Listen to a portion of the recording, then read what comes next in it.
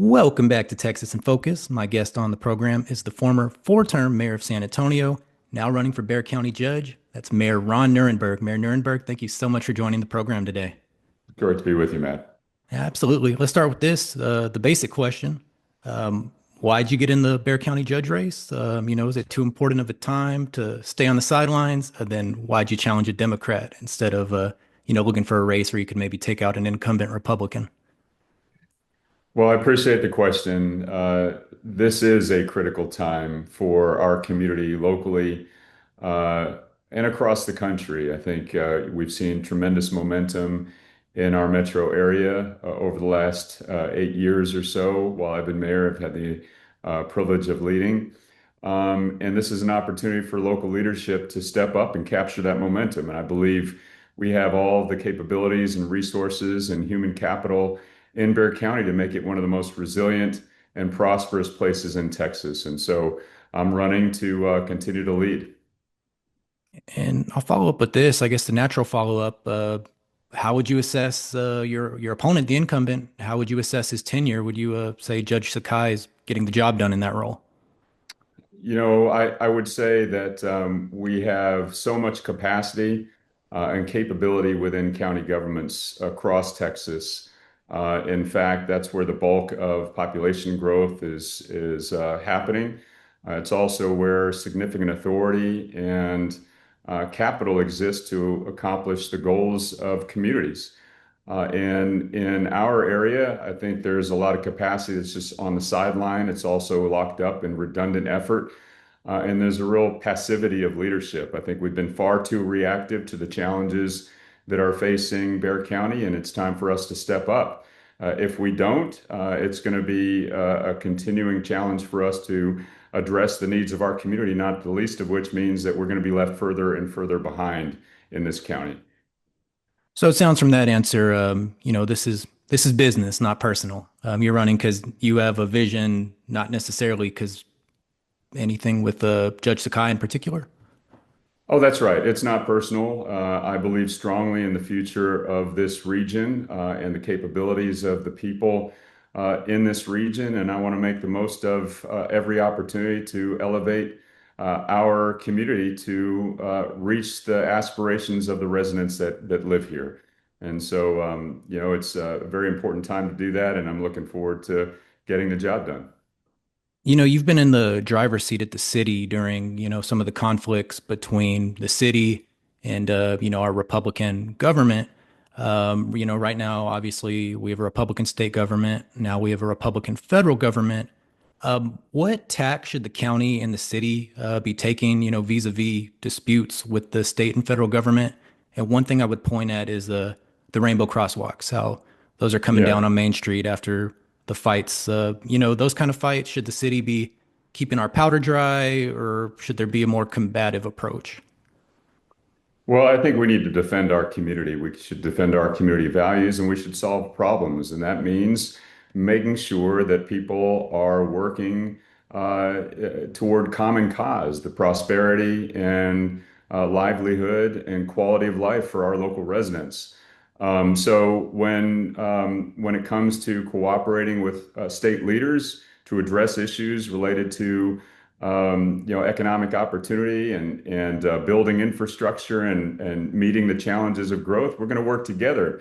But when, culture wars are waged in our backyard and they attack the values and marginalize our local residents, we're going to defend our local residents.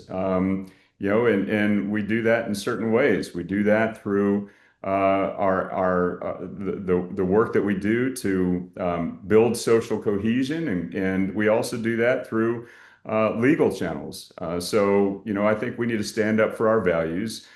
We also need to work with local leaders who are willing to work respectfully for our residents who are the ones that put them into office.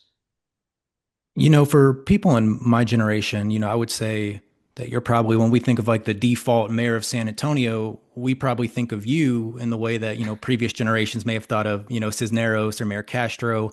And so saying that, I would think that in this race you're in, you'd probably be the favorite based on name recognition. Do you consider yourself the favorite? And does that mean anything? Well, it's certainly gratifying to know that the time that I've spent in office working with our local residents has been remembered as productive. I don't take that for granted.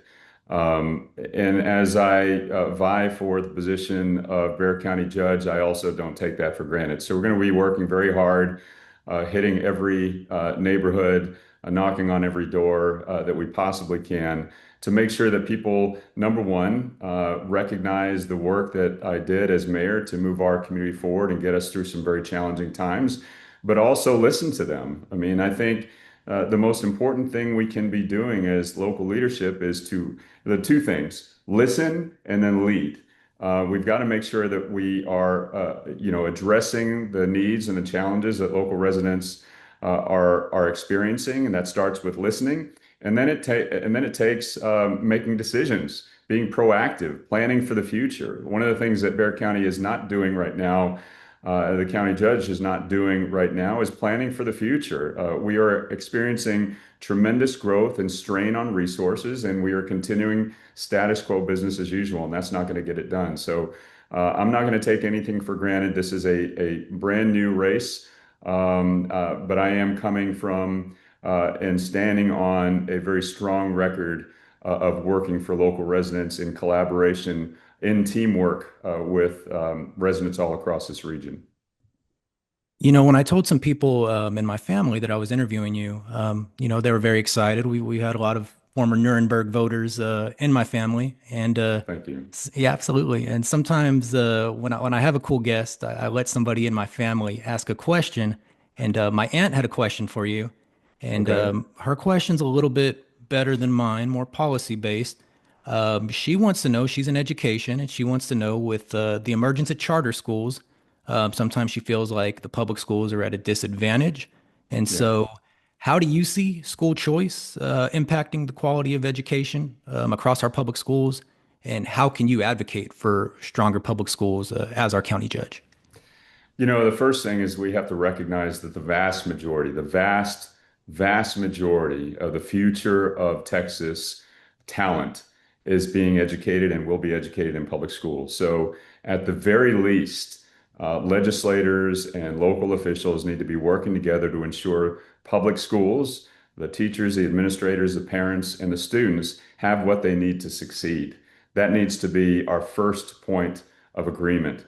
Second is where I think we can all benefit, and that is making sure that we have good ideas and innovation. We can do that. We've seen magnet programs, we've seen some charter programs come up that are not taking away from the resources of public schools, and that's the environment in which we can all thrive. But these voucher scams and other ways that legislators at the state level have manipulated public school funding to drive a cultural agenda is not only counterproductive for their local constituencies and challenging, if not dangerous, to public schools. It's also defeatist for our Texas economy for the future. We will not thrive as a state unless we are fully supporting our public schools, and that doesn't need to be at the expense of charters. Let me ask you this, having done 8 years and some change in the mayor's office, having won 4 elections, what would 6 elections if you include the runoffs, how would you rate your successor's performance so far? And what advice would you have to anybody who's the mayor of Yeah. San Antonio? Well, first, I would say that being the mayor of one of the largest cities in Texas is not an easy job. You've got a lot of different constituencies that you have to listen to, and you ultimately have to make some very difficult decisions to move the entire community forward. My mentor, Mayor Phil Hardberger, only was able to serve 4 years, but he had a stellar tenure, and people still adore him. And that's because he did good work. But even he, after one term I was in office, gave me an I. It's incomplete. You can't really judge someone after such a short period of time. I think we've got to let the new administration in City Hall kind of settle in. There's been a lot of political machinations happening But it's too early to tell, I think, with respect to Mayor Jones, and she's already got a big win on the November elections, which I think was a great thing. So there's still a lot of work to do. It's a very tough job, but I think she has every ability to get her feet underneath her and keep the momentum of San Antonio moving. Absolutely. And as we start to close this out, this show isn't Meet the Press. It's not 60 Minutes. I'd like to ask a couple of softballs before we wrap this up. Um, Okay. I like the e- hard balls too, Matt. So, Hey, I got these ones are not hard balls. In fact, you might like this okay. next question because every few years it felt like when you were mayor, it would go viral. The fact that you're a power lifter, you're very strong. Those pictures of you working out would go viral, locally viral. I wonder for anybody listening to this in podcast form that's working out, they want to get that one more lap in, that one more rep in terms of being physically fit. What's some advice you'd give to somebody that's trying to push through and get the best possible workout? So I would always preach the three pillars, uh, consistency, and education being the most important. So you want to be smart about what you're doing so you don't injure yourself. Read up on how to do these movements with proper technique, but also you need to be consistent. And so the best workout routine is the one you'll stick to. And so that's my advice for folks who are engaging in physical fitness. But I will say this, Matt, it's extremely important. We tend to think of health as only that which you can physically see, but physical health also has such an impact on mental and emotional well-being. For me, my workout regimen is as much about mental health as anything else. Let me ask you this, because when I'm not doing this, sometimes I am a part-time boxing official. And over the years, we've done celebrity boxing matches where we've had politicians hop in the ring. A couple years ago, Oh Senator boy. Menendez did very well.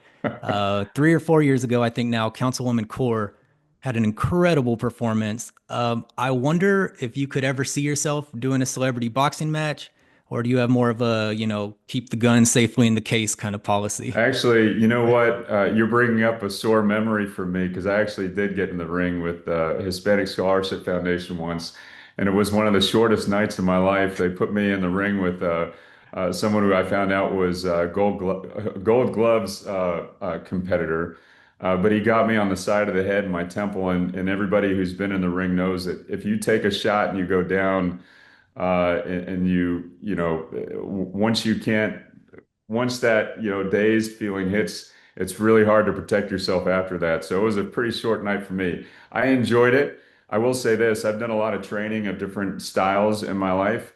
Preparation and training for a boxing match has got to be the most grueling conditioning I've ever done. So it was a lot of fun for charity, but it wasn't the best night of my life. And I'll close with this one, hopefully a more cheerful subject. Everything I've read about you while researching this, it seems like you mentioned how big of a Spurs fan you are. I know you were a huge Yeah. advocate for, propositions A and B. We're having a pretty good year. I think we're surprising some folks. What's the ceiling for this year's team? Is it championship or bust? You know what? One of the local media sports guys asked me that question preseason, Matt. I'm not kidding you. Jeff Garcia asked me that, and he was like, "Is it over or under 40?" And I said, "It's over under 50."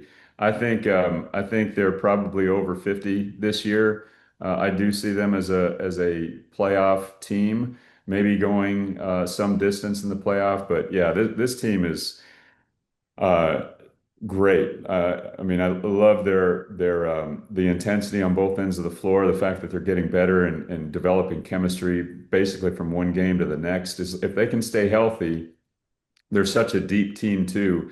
They can go some distance in the playoffs. So I'm pretty bullish on the Spurs this year. Go Spurs, go.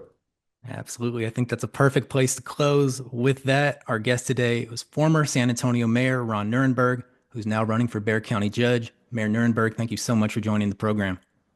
Thanks, Matt, and happy holidays to everybody as well.